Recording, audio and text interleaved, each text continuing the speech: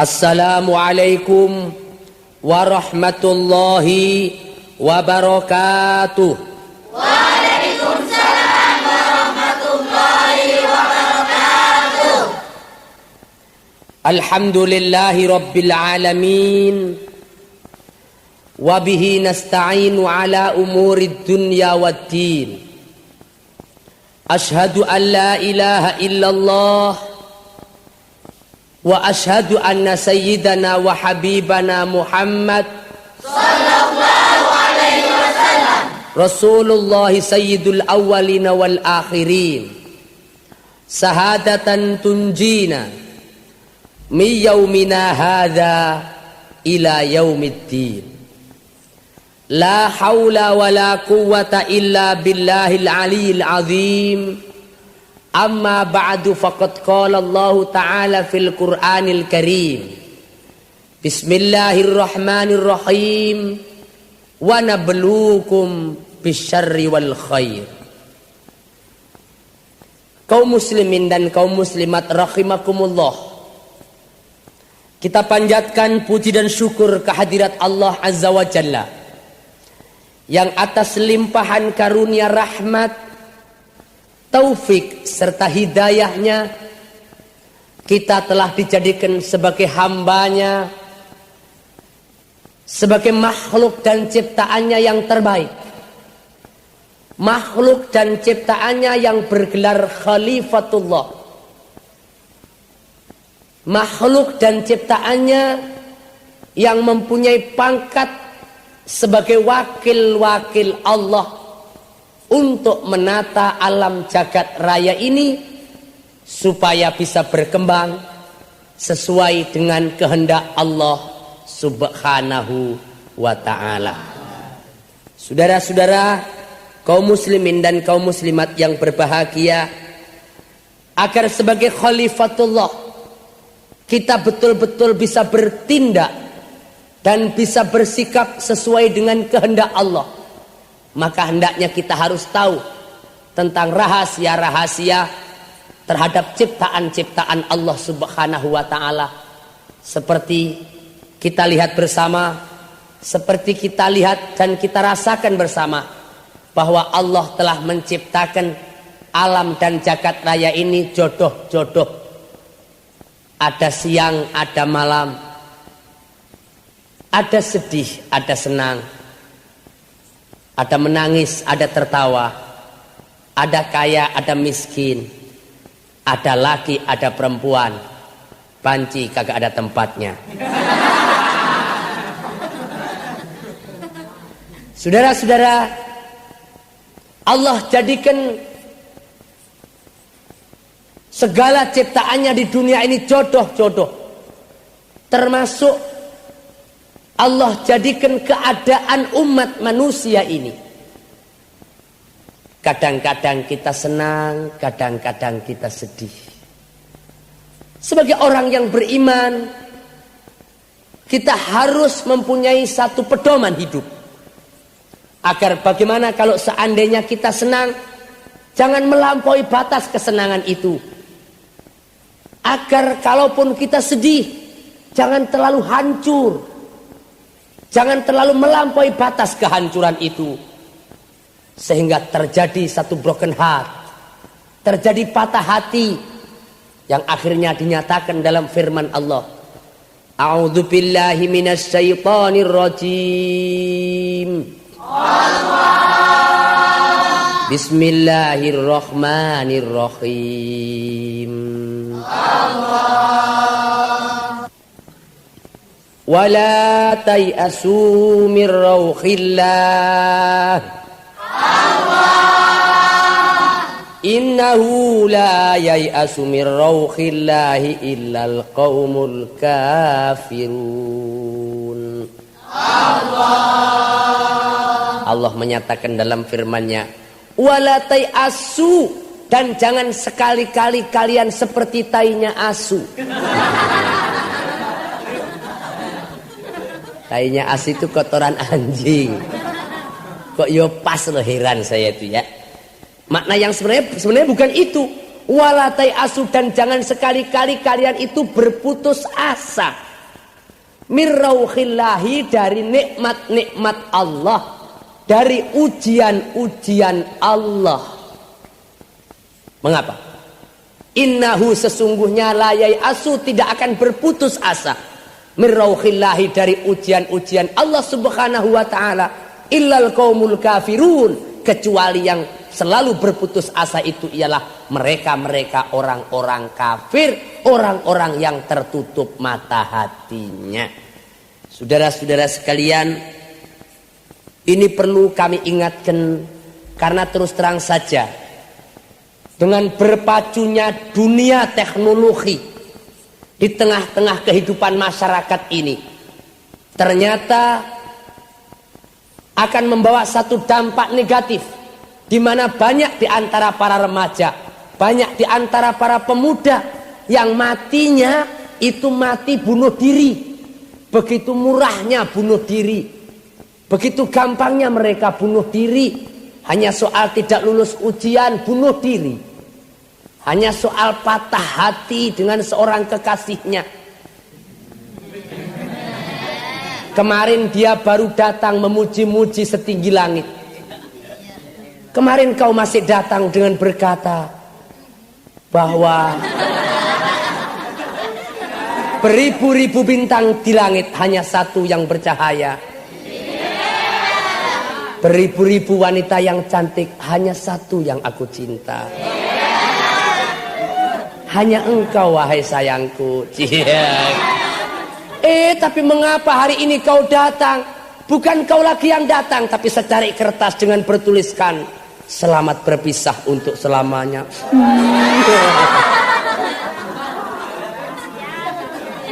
Padahal hatiku sudah aku ikat dengan engkau. Mengapa kau tinggalkan aku, oh sayang?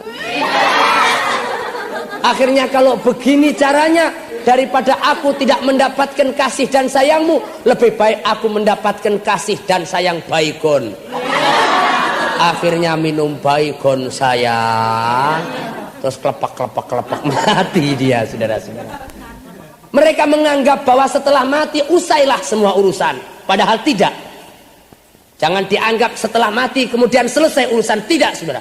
Setelah mati justru ditanya, di sana kita akan mengawali satu kehidupan, di mana dalam kehidupan itu semua apa yang pernah kita lakukan akan dipertanggungjawabkan di mahkamah Allah subhanahu wa ta'ala. Malah dinyatakan dalam salah satu firman Allah, kullu nafsin dha'iqatul maut, setiap jiwa manusia ini pasti akan nyicipin mati, akan nyobain mati. Namanya nyicipin tuh nggak banyak wong nyicipin kok ya. Nyicipin tuh ya cuma paling di ujung lidah saja, gitu aja. Nah kalau ada orang nyicipin sayur kok satu piring, bukan nyicipin, memang dasar lapar itu namanya ya. Saudara-saudara, begitu juga mati. Maka Nabi menyatakan al-mautu babun, mati itu pintu. Orang-orang di luar Islam pada mencari definisinya mati. What is death? Apakah mati itu? Mahual maut wa ma adraka mal maut. Mereka mencari definisinya mati pada bingung. Malah sudah pada mati belum ketemu definisinya mati.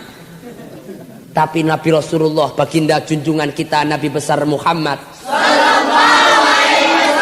1400 tahun yang lalu sudah pernah menjelaskan al-mautu babun, mati itu cuma pintu, cuma jalan untuk lewat. Oleh karenanya jangan dianggap bahwa mati itu selesai urusan, saudara. Justru setelah mati itu kita akan mengawali satu pertanggungan jawab apa yang pernah kita lakukan di dunia ini. Dinyatakan dalam firman Allah, innas sam'a wal basara wal fu'ad. Innas sam'a wal basara wal fu'ada kullun ulaika kana anhu mas'ula. Innas sam'a, sesungguhnya pendengaran kita, kuping kita ini nanti akan ditanya oleh Allah. Kuping kita akan dimintai pertanggungan jawab oleh Allah. Hai manusia-manusia yang punya kuping, hai manusia-manusia yang punya telinga, Hai manusia-manusia yang pernah dengerin ceramah-ceramah agama, apakah setelah Anda dengerin ceramah agama kemudian Anda amalkan? Yang berarti memang kupingnya ini kuping manusia.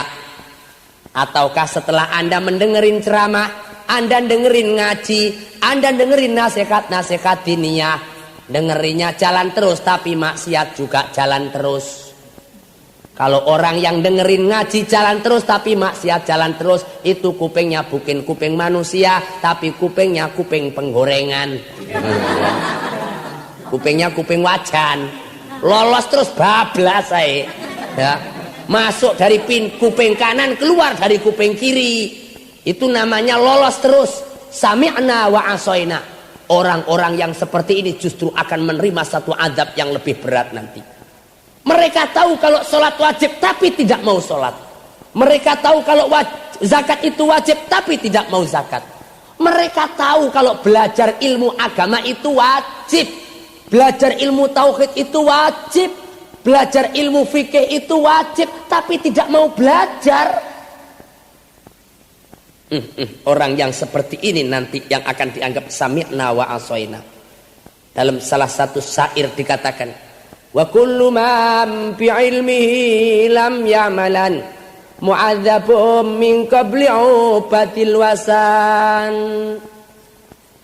Siapa saja yang berilmu tak beramal kan disiksa besoknya di bawah aspal. Aspal itu sudah yang paling rendah, di bawahnya lagi artinya udah nyungsep, tambah nyungsep tapi namanya nyungsep gitu saudara ya.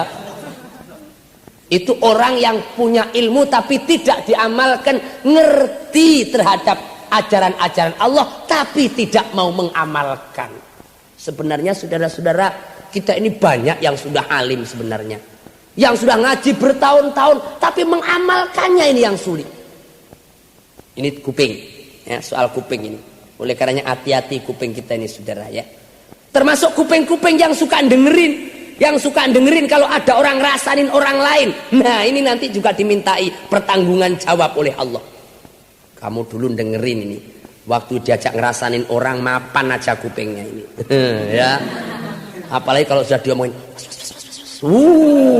melotot aja matanya ya. Udah ngantuk-ngantuk kalau diajak ngerasanin orang melotot lagi itu. Nah, kuping yang seperti ini nanti juga akan dimintakan pertanggungan jawab di mahkamah Allah Subhanahu wa ta'ala. Innas sam'a wal basara, dan mata kalian, mata kita juga akan dimintai pertanggungan jawab oleh Allah. Jangan dikira matanya ini cuma sekedar mata udang. Mata kita ini diciptakan oleh Allah untuk ibadah, jangan untuk maksiat saja. Mungkin memang kita melakukan maksiat, tapi jangan terus-terusan. Kalaupun sekali-kali mata kita maksiat, namanya kita hidup di negara kita ini bukan negaranya orang Islam saja. Namanya kita hidup di dunia ini bercampur dengan orang yang macam-macam. Kadang-kadang kita pengen menjaga mata kita, tapi orang lain yang nggak jaga pribadinya. Kita udah mau jaga mata kita, begitu keluar ada orang naik becak pakai you can see. Udah pakai you can see, ketiup angin lagi, masya Allah. Kata ulama fuqaha, kalau cuma nadhrah wahidah nggak apa-apa. Lihat sekali aja terus subhanallah, gitu ya.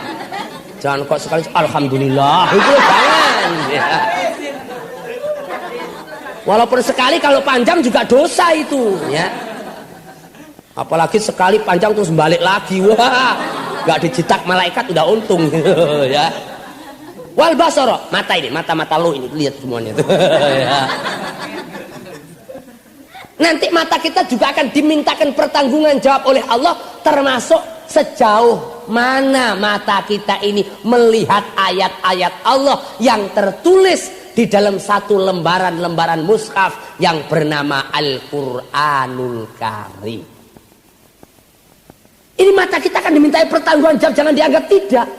Oleh karenanya saudara-saudara sekalian, melalui kaset ini Saya ingin mengajak, mari kita masyarakatkan Al-Quran dan kita Qurankan masyarakat. Jangan cuma kita olahragakan masyarakat dan kita masyarakatkan olahraga, harus diimbangi dengan masyarakatkan Al-Quran dan Qurankan masyarakat. Kalau olahraga, saudara, saya yakin itu tidak ada pertanyaan dalam kubur. Begitu ente mati nggak akan ada pertanyaan, "Hoi, Miun, ente bisa main bola apa enggak?" Nggak ada itu ya. Justru yang akan ditanya nanti di sana tentang Al-Quran itu akan ditanya oleh Allah. Satu kehidupan yang abadi, satu kehidupan yang jutaan tahun lamanya. Nanti mata kita akan tidak mampu apa tidak mata kita membaca Al-Quran. Sudah berapa banyak mata kita ini melihat untuk ibadah dan melihat untuk maksiat. Banyakan yang mana kira-kira? Inna sam'a wal basar wal fu'ad Allah kullun ulaika kana anhu mas'ula.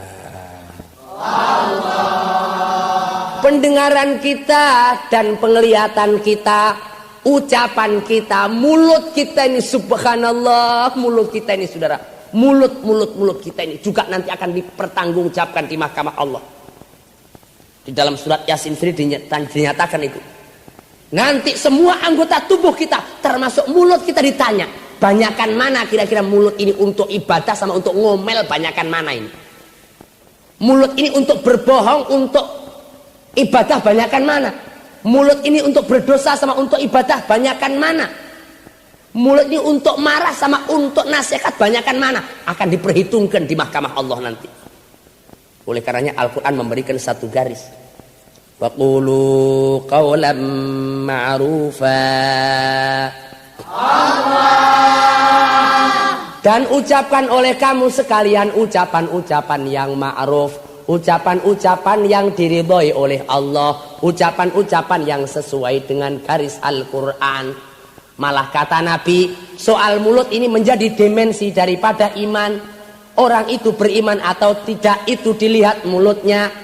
Man kana yu'minu billahi wal yaumil akhir falyaqul khairan aw liyasmut. Barang siapa yang beriman kepada Allah dan hari kemudian, lihat mulutnya. Mulutnya ini, hati-hati mulutnya ini. Falyaqul khairan, kalau dia beriman kepada Allah dan hari kemudian, maka dia akan berkata yang baik atau diam. Mengapa? Karena dia sadar dari mulut ini akan merupakan satu sumber malapetaka yang dahsyat. Sirokatu sinani lahal ti'amu wala yalta'amu ma jarohan lisanu. Kalau luka yang diakibatkan oleh anggota tubuh yang lain, orang ditempeleng teyes, memar mukanya bawa ke rumah sakit 2 minggu sembuh. Kalau orang lain ditendang sama kaki, teyel, benjol-benjol kepalanya bawa ke rumah sakit 2 bulan sembuh. Tapi begitu orang dimaki-maki mulut kita oleh mulut seseorang, sakit hatinya. Jangankan dibawa ke rumah sakit, sampai meninggal dunia penyakitnya masih dibawa. Mengapa? Gara-gara mulut. Kelihatannya kecil tapi ini mempunyai dampak yang amat berbahaya. Oleh karenanya maka mulut ini dikasih porsi ibadah yang paling banyak. Perbanyak zikir kepada Allah. Mengapa kok Al-Quran itu dinamakan Al-Quran? Al-Quranul Karim, bacaan yang mulia. Supaya mulut kita ini beribadah dengan membaca Al-Quran. Jangan baca koran melulu. Ya, ini koran melulu dibaca, Qurannya ditinggalin. Persilahkan Quran dibaca, tapi Quran juga harus dibaca. Namanya saja sudah Al-Quran, bacaan Al-Karim yang mulia. Artinya supaya mulut kita ini loh. Malah saudara-saudara sekalian, kaum muslimin dan kaum muslimat yang berbahagia, baginda junjungan kita Nabi besar Muhammad sallallahu alaihi wasallam pernah menyatakan dalam salah satu hadis riwayat Ibnu Hakim, bahwa barang siapa yang dalam kesulitan soal rizki, maka wiridkan, baca kalimat istighfar. Astaghfirullahaladzim, astaghfirullahaladzim, astaghfirullahaladzim. Perbanyak membaca istighfar. Kalau kita dalam keadaan sedih, dalam keadaan susah, kadang-kadang kesedihan dan kesusahan itu datang tanpa diundang dan tanpa sebab. Nggak tahu sebabnya, nggak tahu apa itu asal usulnya, tahu-tahu sedih. Nggak ada yang dibayangin, tapi semuanya serba nggak enak. Makan nggak enak, tidur nggak nyenyak. Subhanallah, sana salah, sini salah. Bingung terus. Nggak pernah ada yang benar. Pokoknya salah tanpa sebab, sedih tanpa sebab. Ini banyak dialami oleh kita. Nah, apa itu obatnya? Obatnya bacalah Al-Quran dan perbanyak membaca hauqalah, perbanyak membaca la haula wala quwata illa billah. Saudara-saudara, bukan hanya itu saja, malah untuk melihat satu kriteria seseorang itu menjadi husnul khotimah atau tidak, lihat mulutnya. Kata baginda junjungan kita Nabi besar Muhammad sallallahu alaihi wasallam, man qala fi akhir hayatihi la ilaha illallah Muhammadur Rasulullah wajabat lahul jannah. Barang siapa yang pada akhir hidupnya mengucapkan kalimat la ilaha illallah wajabat lahul jannah, wajib dia masuk surga kalau akhir kehidupannya dia mengucapkan kalimat la ilaha illallah Muhammadur Rasulullah. Ada orang yang mau ngakalin Tuhan. Udah deh, pokoknya saya sekarang masih muda, mumpung masih muda saya puas-puasin. Kelapa muda dikupas-kupasin, mumpung masih muda dipuas-puasin. Ya habis-habisin deh, pokoknya jadi orang nakal, jadi orang binasa habis-habisnya. Yang penting entar aja kalau mau mati la ilaha illallah surga. Loh, emang surga mbah lo? Kok enak aja. Tidak semudah itu, saudara. Mengapa? Karena yang namanya mati itu jangan dikira enak. Mati itu bukan kepalang, itu sakitnya. Seorang yang pernah mengadakan eksperimen tentang kematian, Nabiullah Idris alaihissalam, satu-satunya makhluk ciptaan Allah yang pernah mengadakan eksperimen mati. Sampai sekarang tidak ada seorang pun yang berani mengadakan percobaan mati. Sampai dokter gak berani mengadakan percobaan mati. Mengapa? Takut kalau bablas. Ya. Hanya satu yang pernah mengadakan percobaan mati. Siapa itu? Nabiullah Idris alaihissalam. Apa komentar Nabi Idris? Sakitnya mati itu, saudara, seandainya penyakit-penyakit seluruh dunia yang dikumpulkan jadi satu, penyakit segala macam dikumpulkan jadi satu, dibanding dengan sakitnya mati, sungguh masih sakitnya mati. Oleh karenanya maka disunatkan ketika kita akan memulai sesuatu, ucapkan bismillahirrahmanirrahim. Kalau kita akan memakai baju bismillah, akan pakai baju bismillah, pakai kain bismillah, pakai kerudung bismillah, mau masak bismillah, mau kerja bismillah. Kalau mau berangkat menuju ke tempat kerjaan masing-masing, jangan lupa itu baca bismillahi tawakkaltu 'alallah wala haula wala quwata illa billah. Kalau mau tidur bismillah, mau makan bismillahirrahmanirrahim, mau minum bismillahirrahmanirrahim. Bismillahnya sudah, tinggal minumnya yang belum.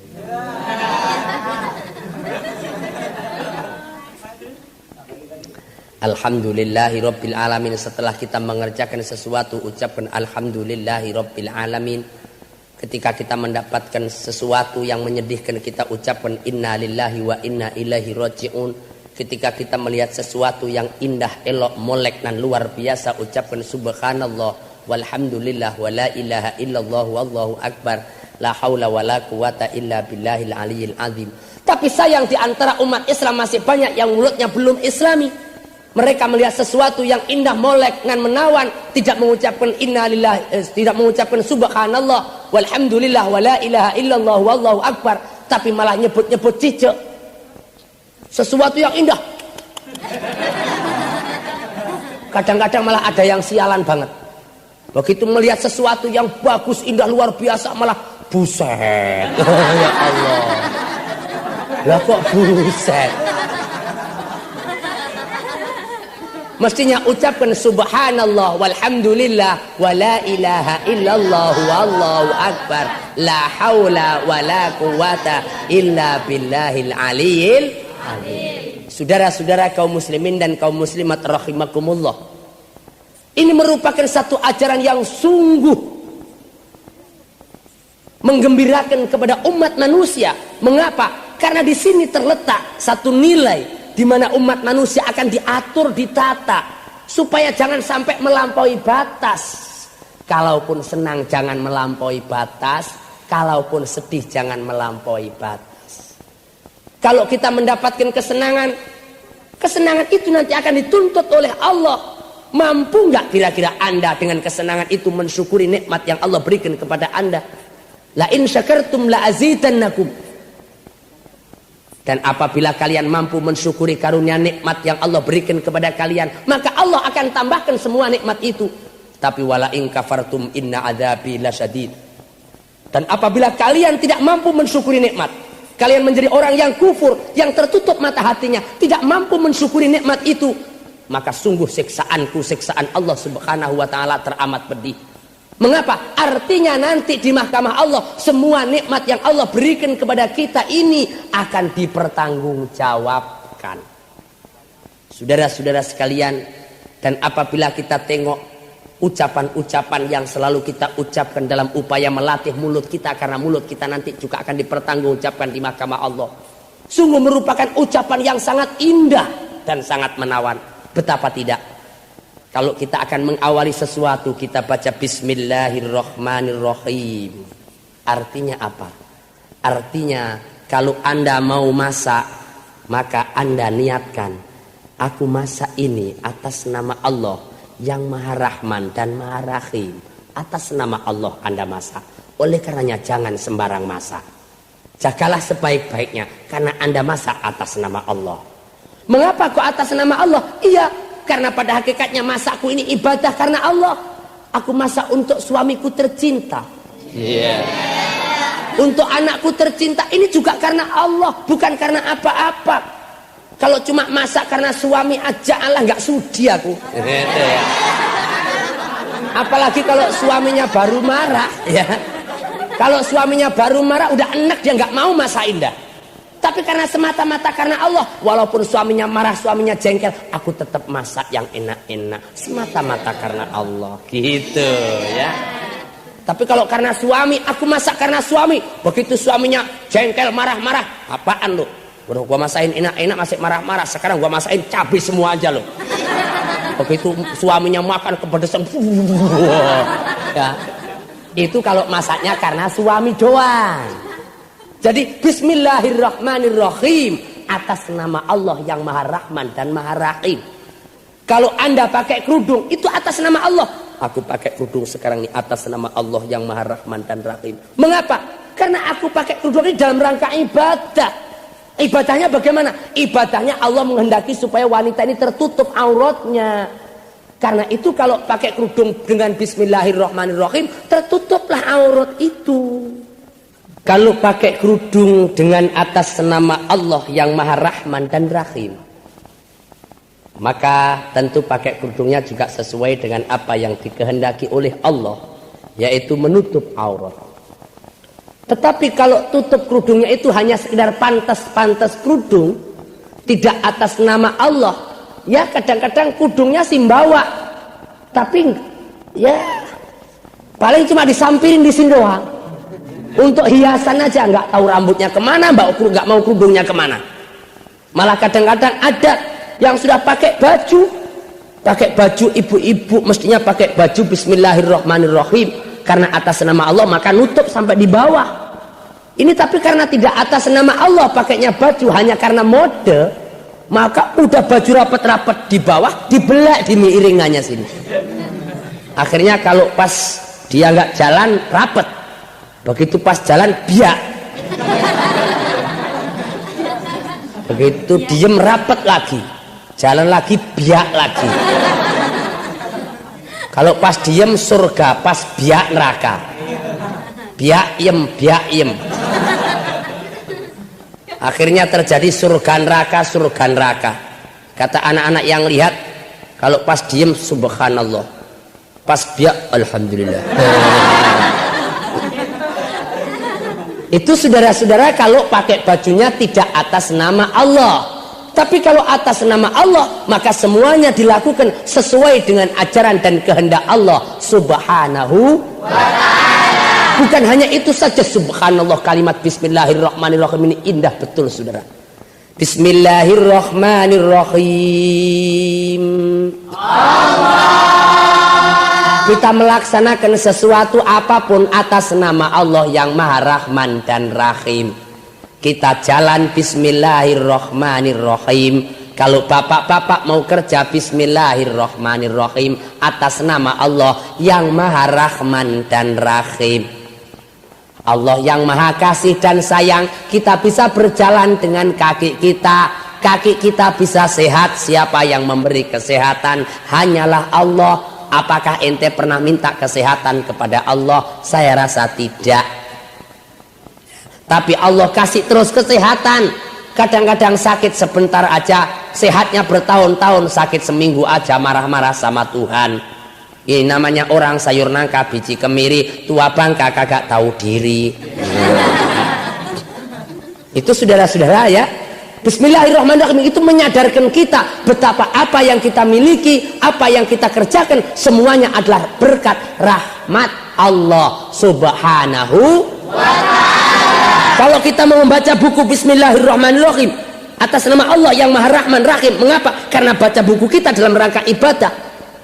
Walaupun kita membaca novel, kalau ibadah lain pula saudara, tambah ilmu, tambah pahala. Cuma baca buku bisa tambah pahala, mengapa? Karena atas nama Allah. Dan kita sadari kita bisa baca ini karena rahmat Allah. Mengapa? Kita bisa baca karena mata. Siapa yang bikin mata? Apakah engkong ente? Bukan. Siapa yang bikin mata kita ini? Adalah Allah subhanahu wa ta'ala. Yang bikin mata kita bisa berkedip-kedip. Coba, itu Allah saudara. Kalau sampai mata itu nggak bisa berkedip-kedip, mendelik terus lah, gak repot. Ya, mata kok melotot aja kayak apa itu nanti? Ya, kayak film Unyil itu nanti. Saudara-saudara kaum muslimin dan kaum muslimat rahimakumullah. Jadi dengan kalimat bismillahirrahmanirrahim itu minimal menyadarkan dua hal kepada kita. Yang pertama, bahwa apa yang kita lakukan dalam segala manifestasinya adalah ibadah, sehingga dengan itu maka kita akan memperoleh pahala.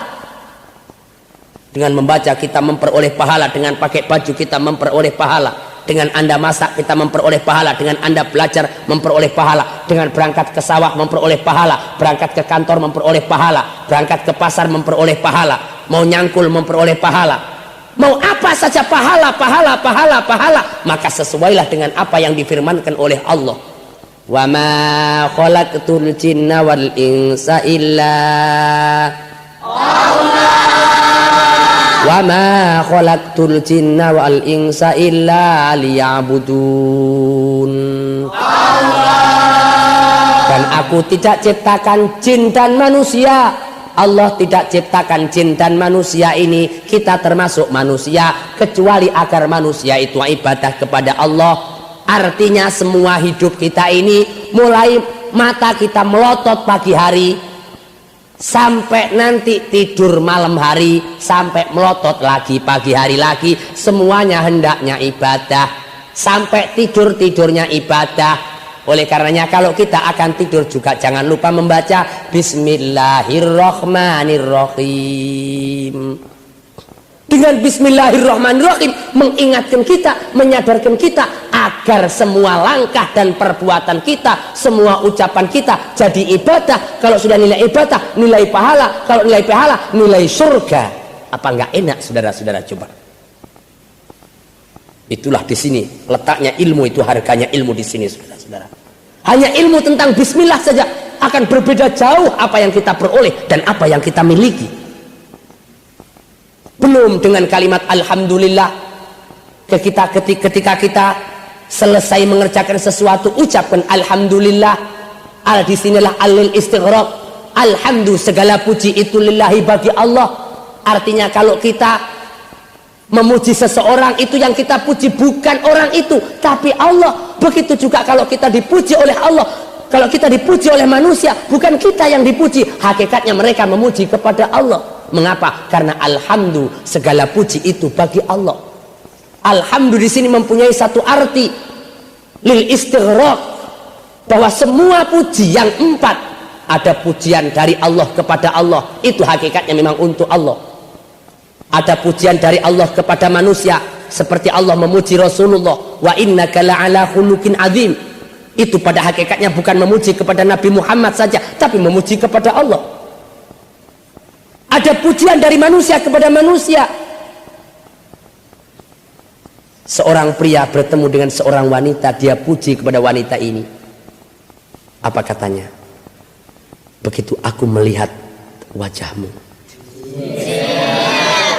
seakan di wajahmu ada bulan. Jangan ke susu mongkok. Kalau dikatakan begitu jangan ke susu seneng hati. Ini dikatakan begitu aja, ya. Pada hakikatnya kalau ada orang memuji Anda itu jangan ke susu seneng.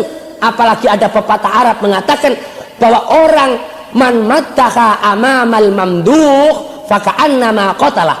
Pepatah mengatakan barang siapa yang memuji di hadapan orang yang dipuji, itu pada hakikatnya telah membunuh dia. Supaya kita tidak terbunuh bagaimana?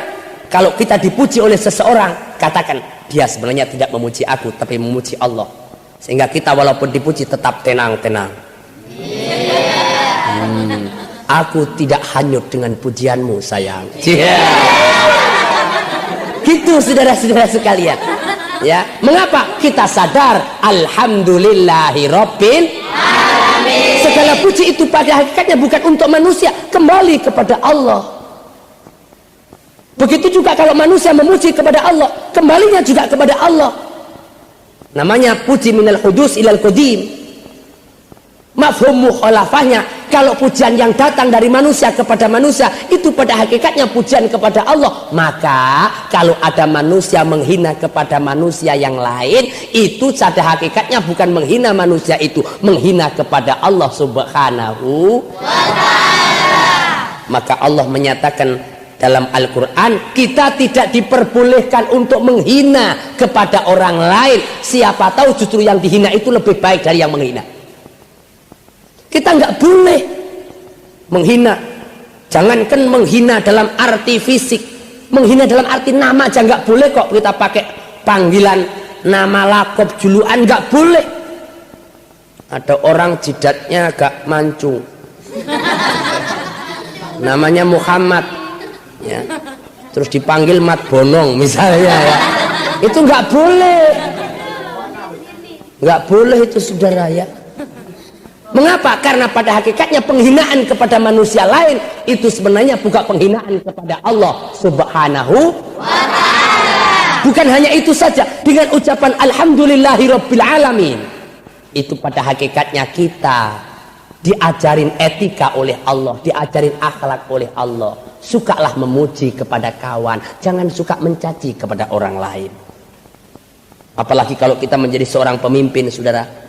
Ada anak buah kita pekerjaannya keliru, jangan langsung ditegur, langsung disalahkan, langsung dimaki-maki. Puji dulu, Anda sudah bagus bekerja, hanya sayang ada kekurangannya, ini kekurangannya. Dia akan terima dengan senang hati, walaupun sebenarnya sama dengan kalau dikatakan lu salah, lu ini salah. Sama sebenarnya, tapi lain jiwanya. Mengapa? Karena didahului dengan pujian dulu. Nah, ini pelajaran satu etika, saudara. Alhamdulillahirabbil alamin. Apalagi kalau sudah kita ingat satu ajaran Allah manakala kita mendapatkan satu musibah. Alladzina idza asabatuhum musibah qalu inna lillahi wa inna ilaihi raji'un.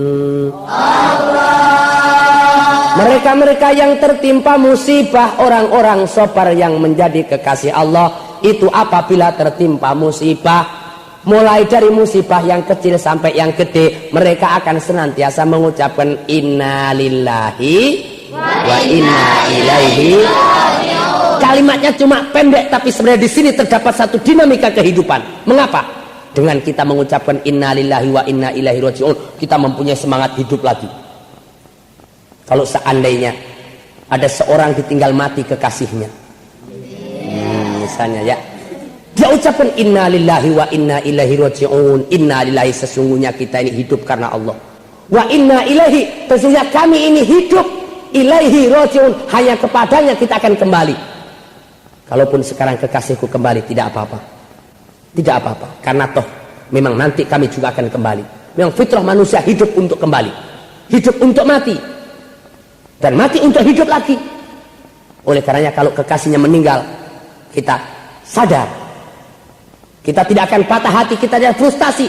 Terdapat satu dinamika di dalam kalimat inna lillahi wa inna ilaihi raji'un. Mengapa? Karena mengendalikan jiwa kita supaya tidak frustasi, tidak menjadi kecil. Kita semangat lagi timbul. Inna lillahi wa inna ilaihi raji'un. Kalau dia sudah raji'un, persilahkan raji'un. Kami masih inna lillahi. Kami hidup karena Allah. Oleh karenanya kalau yang sudah raji'un, persilahkan, nanti kawin lagi. Ya, misalnya ya. Jadi saudara-saudara sekalian, inna lillahi wa inna ilaihi raji'un, ini sebenarnya mengendalikan kepada kita supaya kita jangan sampai terlalu hanyut dengan kedukaan. Nggak boleh kalau ada orang meninggal dunia kita kemudian nangis terus berhari-hari, berbulan-bulan. Tidak boleh. Kita harus tegak mengucapkan boleh kita menangis, tapi tidak boleh meraung-raung. Hanya yang diperbolehkan meneteskan air mata. Berdoa untuk dia, sholat untuk dia, bacakan kalimat-kalimat tahlil untuk dia, bacakan kalimat-kalimat Al-Quran untuk yang meninggal dunia. Akan bermanfaat untuk mereka, saudara-saudara sekalian. Betapa tidak, salah seorang sahabat baginda junjungan kita Nabi besar Muhammad sallallahu alaihi wasallam, namanya Sa'ad bin Ubadah Al-Ansor, datang kepada Rasulullah. Terisak-isak dia menangis. Ya Rasulullah, qadiftu liat ummi, ya Nabi, telah meninggal dunia mendadak ibuku ya Rasulullah. 2 hari yang lalu ibuku meninggal dunia mendadak ya Nabi. Aku tahu mungkin beliau tidak mempunyai persiapan ya Rasulullah. Mengapa? Karena tadi malam tiba-tiba aku bermimpi ketemu dengan ibu. Ibuku ternyata memakai pakaian yang compang-camping ya Rasulullah. Ya Nabi, aku khawatir jangan-jangan ibuku dalam keadaan sedih. Tapi ketika aku terbangun, aku mulai sadar, oh, biasanya kalau hari-hari Senin seperti ini ibuku suka bersedekah, suka memberikan amal untuk anak-anak yatim, untuk fakir miskin. Kemudian aku berilustrasi dalam diriku sendiri. Mungkin ibuku yang datang tadi malam dalam mimpi itu mengingatkan aku supaya aku bersedekah untuk ibuku. Maka aku bertanya kepada Rasulullah, kaifa law tasaddaqtu ya Rasulullah fahal laha min ajrin? Bagaimana ya Nabi seandainya aku bersedekah untuk ibuku itu? Fahal laha min ajrin? Apakah ibuku akan mendapatkan pahala dari sedekahku itu ya Rasulullah? Nabi dengan tenang-tenang menjawab, qala na'am. Wahai Sa'ad bin Ubadah Al-Ansor, iya. Walau engkau yang bersedekah, kalau memang kau niatkan untuk ibumu, ibumu akan memperoleh pahala dari sedekahmu. 2 kali ditanya, fahallaha min ajrin ya Rasulullah lau tasaddaqtu, seandainya aku yang bersedekah, niat pahalanya untuk aku sampaikan untuk ibuku, apakah nyampe pahala itu? Nabi menyatakan, qala na'am, iya, nyampe. Sampai 3 kali, saudara-saudara. Kalau sedekah seorang anak yang ditinggalkan untuk ibunya nyampe, mengapa bacaan Al-Quran yang juga bernilai pahala di dalamnya tidak nyampe? Nyampe, saudara, asalkan dengan niat yang ikhlas.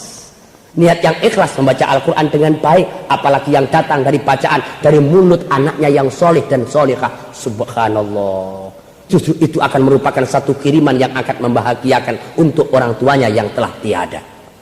Saudara-saudara, jadi kalimat inna lillahi wa inna ilaihi raji'un, di dalamnya terdapat satu dinamika. Apabila kita mendapatkan musibah, kita tidak hanyut dalam kedukaan. Tidak boleh kita hanyut dalam kedukaan sampai berbulan-bulan kita duka terus, kita sedih terus, tidak. Kalau sudah ada yang meninggal, persilakan yang meninggal. Yang hidup, bangkit lagi. Kerjakan untuk ibadah, kerjakan untuk mengadakan pendekatan kepada Allah Subhanahu wa ta'ala. Saudara-saudara sekalian, ini beberapa kalimat yang harus diucapkan, yang sunnah untuk diucapkan oleh mulut kita, di dalam rangka menyadarkan agar mulut kita ini jangan cuma menjadi sumber maksiat, tetapi juga sumber memperoleh pahala dari Allah Subhanahu wa ta'ala. Jangankan mulut, hati aja saudara, hati kita ini itu juga akan kita pertanggungjawabkan di mahkamah Allah loh. Cuma ngomong dalam hati aja itu dipertanggungjawabkan di mahkamah Allah. Ada orang ngaji matanya melotot aja tapi hatinya ngomong, ini ustadz nggak selesai sih. Ya. Kelihatannya sih menggeli terus tapi hatinya ngomong, ustadz ngaji melulu udah 1 jam nggak selesai. Konyol juga ini dia. Waduh terus dalam hatinya ini. Kalau seandainya nggak ngaji begini, gua kan bisa tidur. Kalau nggak gitu, gua kan bisa nonton film akhir pekan.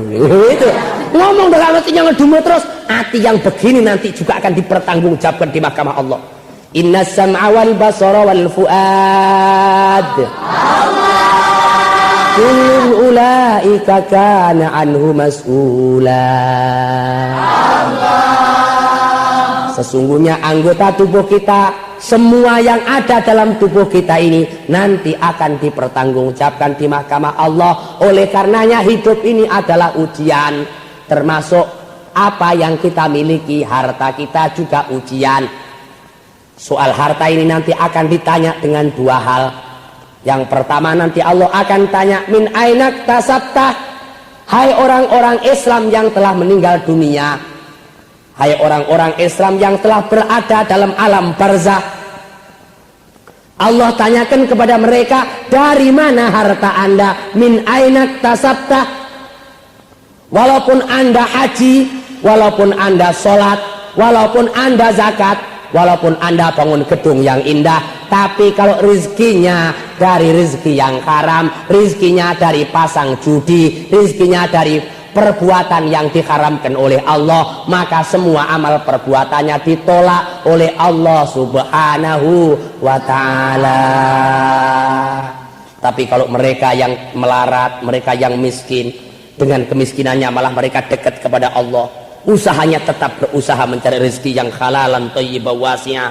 Orang yang seperti ini nanti saudara justru akan memperoleh pahala yang berlipat ganda di sisi Allah Subhanahu wa ta'ala. Amin. Mengapa? Kalau orang kaya hajinya harus pergi ke Mekah setahun sekali doang. Setahun sekali doang kalau orang kaya. Mengapa? Karena hajinya di Arafah setiap bulan Dzulhijjah. Tapi kalau orang miskin, orang yang tidak punya duit, setiap Jumat dia haji. Yaumul Jum'ati hijjul fuqara. Setiap Jumat orang yang miskin haji terus. Oleh karenanya untung orang miskin itu juga. Jangan menyesal. Jangan kok jadi orang miskin dikit aja terus Tuhan bagaimana sih? Nggak ngeliat sama gua ya. Wah. Ya Allah, ini namanya orang yang tidak lulus dalam ujian. Min ainak tasabta, akan dicari, akan ditanya oleh Allah, dari mana anda berusaha.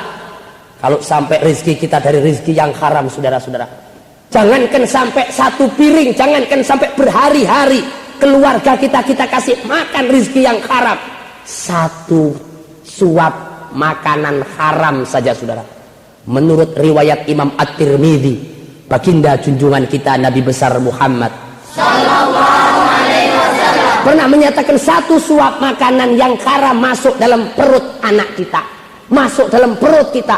Minuman, seteguk minuman, gak usah 1 gelas, seteguk ini begini loh contohnya. Ini seteguk, kalau 2 teguk begini.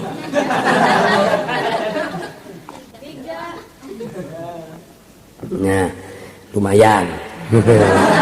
Namanya menyelam sambil minum air. Ini rahasia perusahaan ini namanya, ya. Saudara-saudara sekalian, seteguk saja minum air yang haram, 1 suap saja makanan haram masuk dalam perut kita, 40 hari 40 malam ibadahnya ditolak oleh Allah Subhanahu wa ta'ala.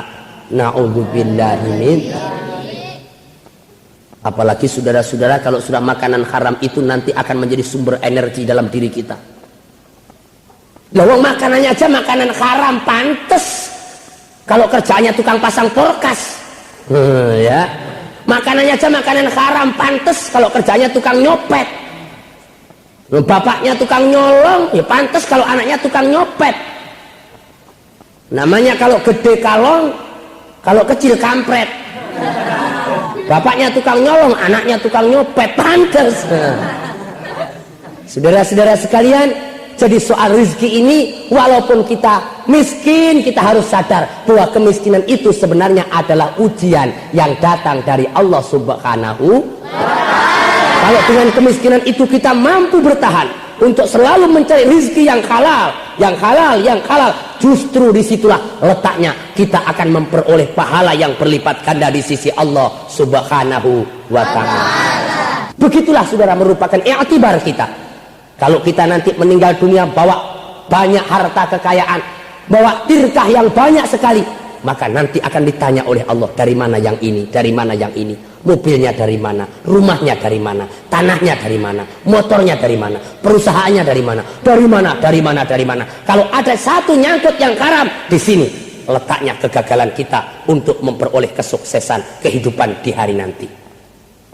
Itu dalam soal pencarian rezeki juga ujian. Kalau kita sudah mendapatkan rezeki juga ujian. Wa ila aina anfaqtah. Kalau sudah banyak punya rezeki dan ujian juga itu, kemana harta itu Anda dermakan? Kaum muslimin dan kaum muslimat rahimakumullah, bagi mereka-mereka yang punya harta kekayaan kemudian suka berderma, bagi mereka-mereka yang punya harta kekayaan suka membantu orang lain, membantu yatim piatu, membantu fakir miskin, membantu janda-janda yang tua, bukan yang muda. Kalau yang muda juga mau.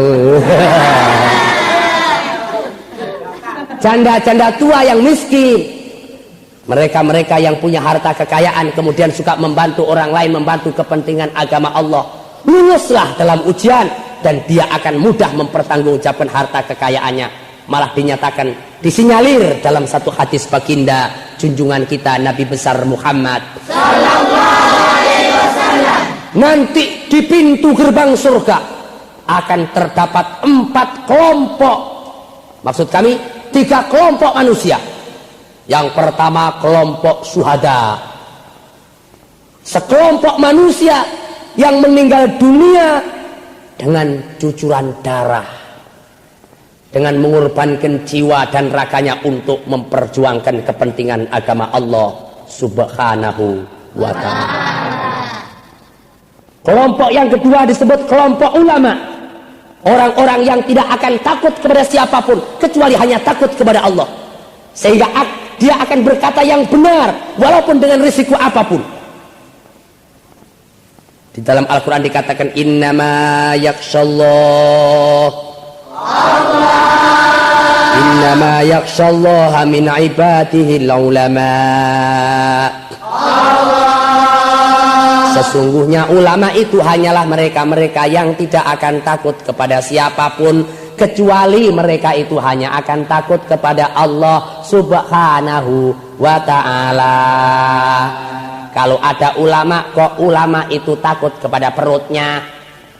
Kalau mau mengatakan haram padahal barang itu haram, tapi kalau mau mengatakan haram takut kalau perutnya nggak dapat makan.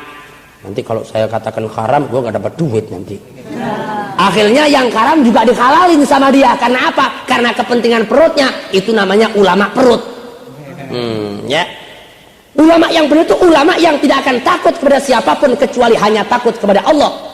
Sehingga kalau sudah datang kebenaran dari Allah, maka apapun risikonya dia akan katakan bahwa ini yang hak. Kelompok yang kedua, risikonya berat ulama seperti ini, saudara.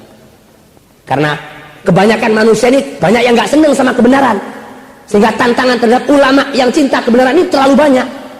Dari kanan, dari kiri, belakang, depan, banyak yang mengancam kehidupan dia. Mengapa? Karena dia selalu mengatakan yang benar itu adalah benar. Yang ketiga baru sekelompok, namanya kelompok aghnia, orang-orang kaya yang dermawan. Ketika itu malaikat mempersilahkan, faya ma'asyiras syuhada, hai para orang-orang mati syahid, persilahkan tuan-tuan sekalian masuk surga duluan. Apa kata orang-orang yang mati syahid? Wahai malaikat, maaf, aku malu dengan para ulama kalau aku harus masuk surga duluan. Mengapa? Karena aku dulu menjadi orang syahid, menjadi orang mati syahid, menjadi pahlawan agama Islam. Aku karena didorong oleh pengetahuanku yang datang dari para ulama. Jangan aku dulu yang masuk surga, persilahkan ulama dulu. Aku malu kalau sampai aku dulu yang harus masuk surga. Lain dengan orang lain. Kalau orang lain kadang-kadang ulamanya belum minum, dia udah minum habis duluan. Kalau aku nggak mau seperti itu, persilahkan deh ulama duluan, saya yang belakangan aja dah. Karena ilmu saya datang dari para ulama. Aku malu kalau ulama harus masuk surga setelah aku. Akhirnya malaikat memberikan komando, hai ulama, persilahkan masuk surga duluan. Udkhulul jannata awwalan. Masuk surga duluan wahai para ulama. Kata ulama, hai malaikat, ketahuilah saya dulu memperjuangkan agama Islam. Bisa membuat madrasah, bisa membuat masjid, bisa membuat pondok pesantren. Bisa berjuang dengan gampang dan mudahnya. Transportasinya begitu gampang. Mengapa? Karena dibantu oleh para orang-orang kaya. Oleh karenanya tolong wahai malaikat, jangan saya suruh masuk surga duluan. Tolong kalau bisa orang-orang kaya yang dermawan itu supaya masuk surga duluan. Saudara-saudara, melalui hadis ini, maka akhirnya nanti yang masuk surga duluan bukan ulama dan bukan syuhada, justru orang-orang kaya yang dermawan. Oleh karenanya, mudah-mudahan bagi kita sekalian yang punya harta kekayaan mampu untuk mensyukuri nikmat, dan yang miskin mampu untuk mengendalikan nafsu kita sehingga kita mampu selalu mencari rezeki yang halal. Karena pada hakikatnya hidup ini adalah ujian. Allah nyatakan, wa nabluukum bisyarri wal khair. Dan kami akan uji dengan enak dan tidak enak. Yang enak harus mensyukuri, yang kena musibah harus sabar. Oleh karenanya kita diajari berdoa oleh Rasulullah, Allahumma ja'alni sabura, waj'alni syakura, waj'alni fi ainayya saghira, wa fi a'yunin nasi wal a'da'i kabira. Walhamdulillahi rabbil alamin. Wallahul muwafiq ila aqwamit thoriq. Wassalamu alaikum warahmatullahi taala wabarakatuh.